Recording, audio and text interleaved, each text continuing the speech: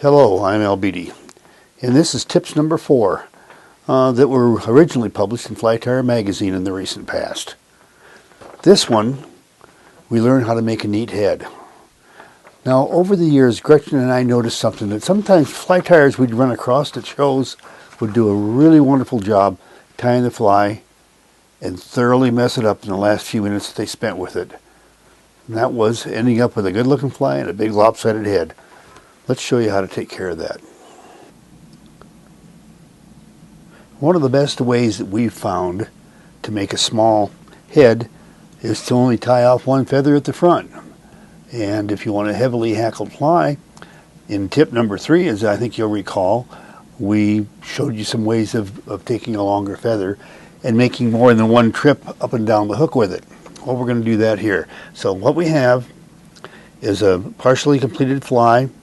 Thread is hanging at the back of the hackle platform, and we have a feather tied on at the front of the hackle platform. And first we're going to wrap from the front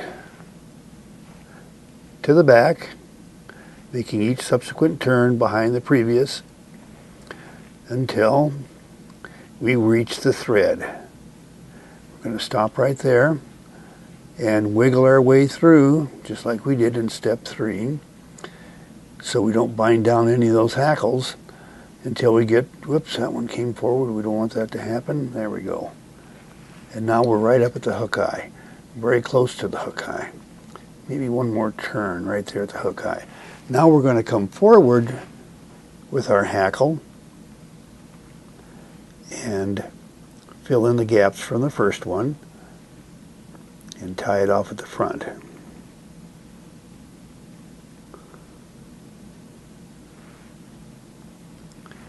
And we'll tie that off with 1 turn and 2 turns. Now here's the way you mess the fly up.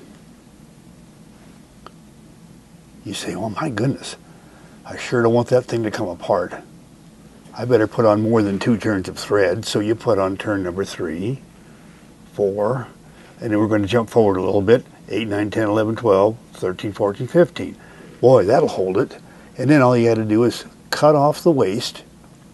And then you've got a whole bunch of turns of thread on there and a piece of feather that you need to cover up. Well, let's do that.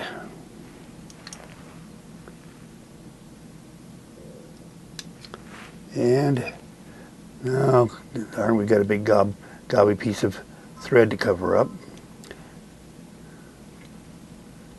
That's going to hold okay, but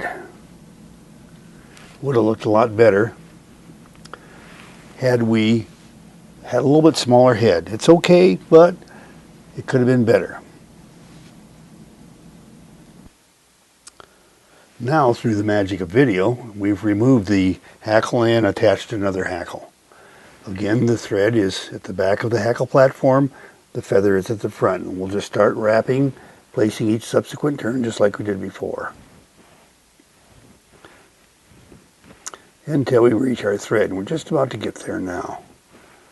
And let's go ahead and tie that off and squiggle our way forward just like we taught you in tips number 3 until we reach the hook eye. Now,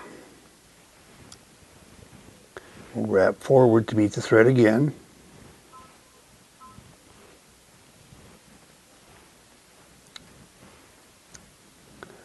And here we get 1 turn.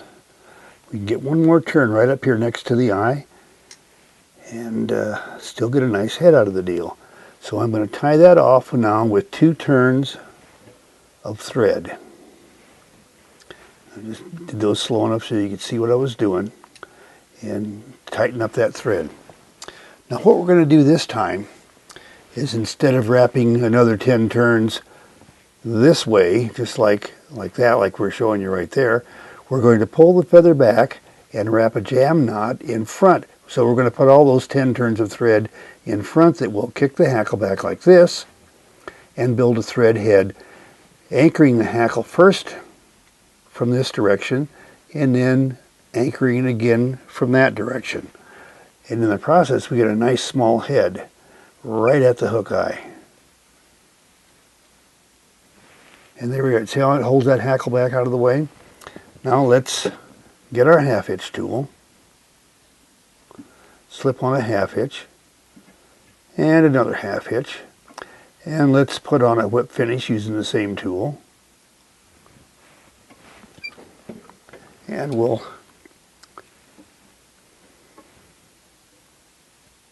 tie that off and trim off the feather.